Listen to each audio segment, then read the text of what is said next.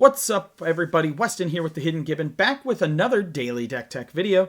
And if you like my deck techs, and you feel like it, you don't have to, go ahead and, drop a subscribe, or let me know what you think of my builds in the comments down below. That helps me more than anything else, just to give me some feedback on what you think of the decks, budgets, things like that. And if you want to see a commander made into a deck tech, put the commander in the comments down below, and then if you have any specifics like budget or things like that, I'll get it made for you. But without further ado, let's get into Atraxa, shall we? So, we all know Atraxa, and no, this is not Super Friends, friends. See? 0 Planeswalkers. I did it.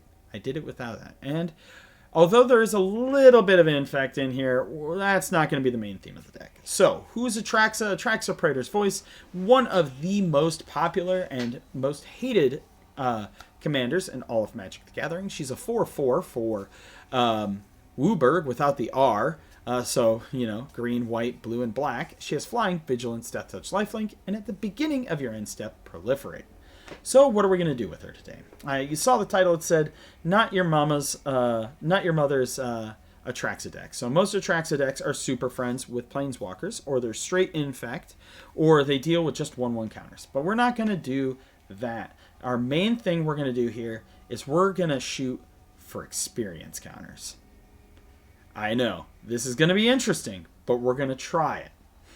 I'm not sure how well it works, but when we got the Avatar set, we got a lot of cards that came with experience counters, so let's see what we can do here. So we have Aang, Airbending Master, and when he enters, airbend another target creature, and whenever one or more creatures you control leave the battlefield without dying, you get an experience counter, and at the beginning of your upkeep, create a 1/1 ally creature token for each experience counter you have. So, although there's not a lot of airbending or blinking in this deck, our hope is that through other experience counters, Aang will become a generic token-generating machine. We have Daxos, the Returned. It's whenever you cast an enchantment spell, you get an experience counter. And then you can pay 3 and put a white and black spirit enchantment creature token onto the battlefield with this creature's power and toughness are each equal to the number of experience counters you have.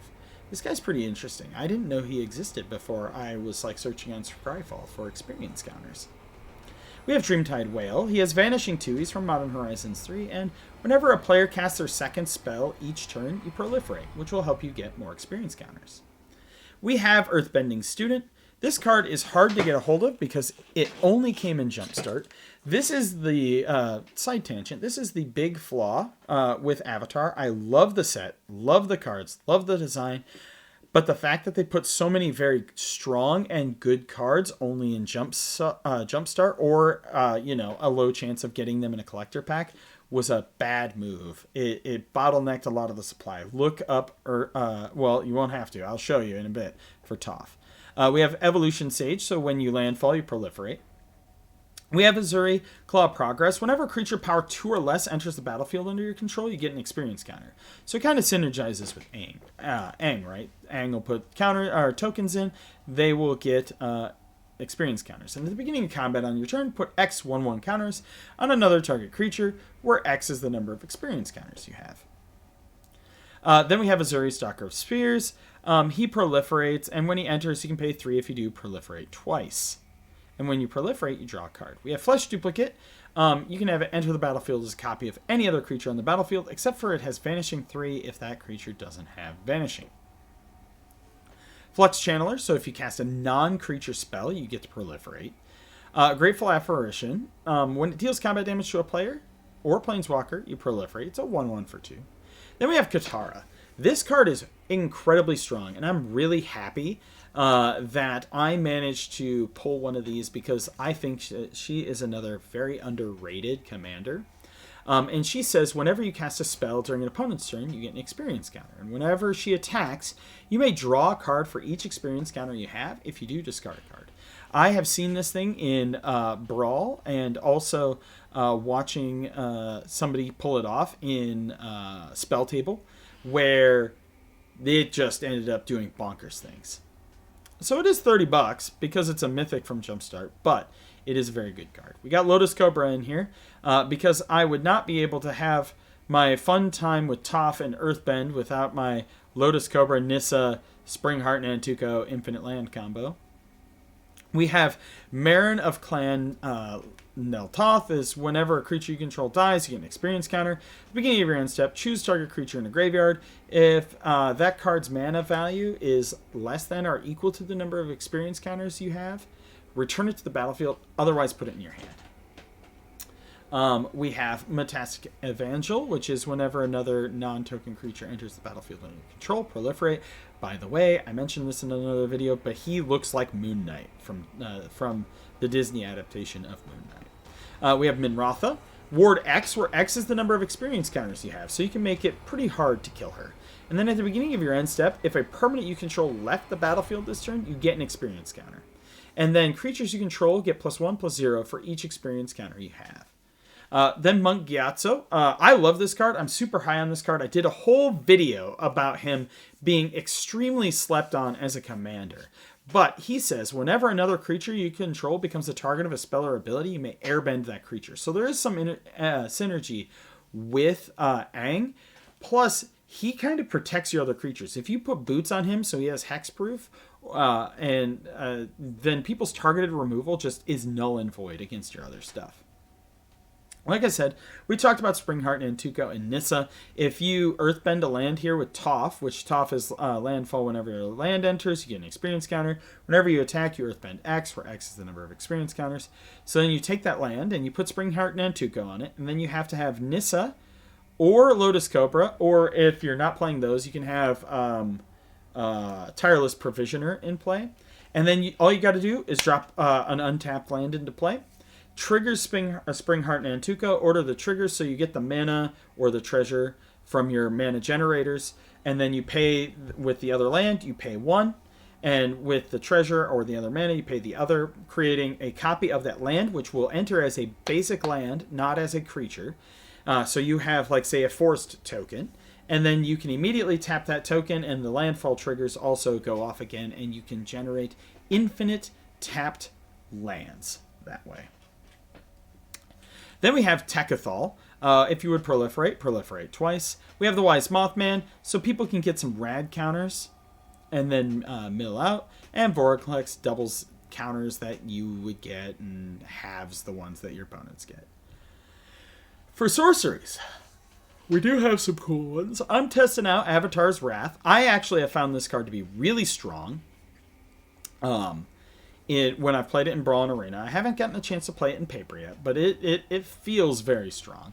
You choose up to one target creature, then airbend all other creatures. Until your next turn, your opponents can't cast spells from anywhere other than their hands. That means they cannot play their commanders until your next turn either. That's very important, because you could also use this to stall out an opponent from being able to play their commander and potentially win the game. We do have some ramp in Cultivate, Farseek, Kodamas, Rampant, Sky Shroud, and 3 visits. For more removal, we have Dam, we have Day of Judgment, we have Grind, which is put -1/-1 on each creature. We have Pyrrhic Revival. Each player returns each creature card in his or her graveyard to play with a -1/-1 counter on it. And then we also have Nuclear Fallout. I love Nuclear Fallout. I think this card is very strong. Nobody plays it, but I really like it. For our instance, we have some removal in Atomize, Go for the Throat, Infernal Grasp, Path to Exile, Swords to Plowshares. We have some ramp with Entish Restoration, Harrow, and I believe Fertilid's Favor, which is target player searches their library for basic land, puts on the battlefield, tap, then shuffles, put 2/1/1 counters on that creature artifact. We also have Reject Imperfection, which is counter target spell. If that spell's mana value is 3 or less, proliferate. And Snakeskin Veil helps us protect our Atraxa. For artifacts, we are running 13 in here. We are playing our Lightning Greaves and Swiftfoot Boots because they are very strong and you want to be able to protect your things. I would also recommend, if you want another protection thing, drop one of the cards you don't like and putting in a Mithril Coat. We have Astral Cornucopia. It gets its charge counters. It synergizes really well with Atraxa. Chromatic Lantern, because we are playing 4 colors. For the people who hate this card is really good, especially if you're playing more budgety, at fixing your mana. We have Contagion Clasp, which lets you proliferate and also puts a neg 1 counter on a creature. Contagion Engine, which is Contagion Class Big Daddy, which is when it enters, you put a -1/-1 counter on each creature target player controls, and then you can tap it, and proliferate twice. You have Everflowing Chalice in here, Palantir of Orthanc, and Replicating Ring. I love Replicating Ring. I love this card so much that I have like 80 copies of it. I think that it's a lot better than what it is. That's my shameful admission. Everybody's got those cards that aren't good, but they love, and Replication Ring is for me. Also, I found that it is a great lightning rod that will draw hate rather than something else that might draw hate. Serrated Arrows. It's the good card from Homelands. Enters the battlefield with 3 arrowhead counters on it. At the beginning of your upkeep, if there are no arrowhead counters on it, sack it, and then remove an arrowhead counter. Put a -1/-1 counter on target creature. Soul Ring's in here. Swiftfoot Boots, like I said, is already in here. Proliferate and put a 1/1 counter. And then Tablet of Completion. Put an oil counter on Tablet of Completion. And yeah, seems pretty good. Enchantments, we'd have Dawn of a New Age. We have Earthbender Ascension, which is when it enters Earthbend 2, search your library for a basic land card, put it on the battlefield. Tap, shuffle, landfall. Whenever a land you control enters, put a quest counter on it. If it has 4 or more, put a 1/1 counter on target creature you control. Elephant Grass. We have Inexorable Tide. And then we have Palliation Accord. Whenever a creature an opponent controls becomes tapped, put a shield counter on Palliation Accord. You can remove a shield counter, prevent the next 1 damage that would be dealt to you this turn. Lands, we are running Adagia because I love this card. We are also running Avendo because I love that card. And Uthros and Susser.